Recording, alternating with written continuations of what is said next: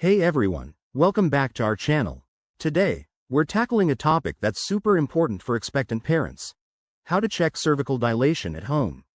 If you're in the later stages of pregnancy or just curious about your body's changes, this 2025 guide will help you understand the basics. But remember, this is not a substitute for professional medical advice. Always consult your doctor or midwife before trying this.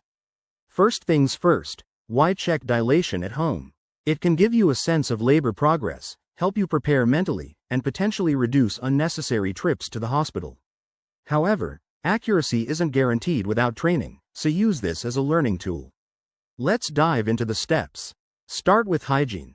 Wash your hands thoroughly with soap and water for at least 20 seconds to prevent any infections. Next, find a comfortable, private space. Lie down on your back with your knees bent, or try squatting if that's easier for you. Now, gently insert 1 or 2 clean fingers into the vagina. Aim towards the cervix, which is at the top of the vaginal canal.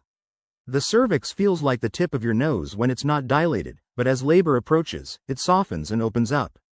Use your fingers to measure the dilation in centimeters. 0 means closed, and 10 means fully dilated. Be gentle to avoid discomfort or injury.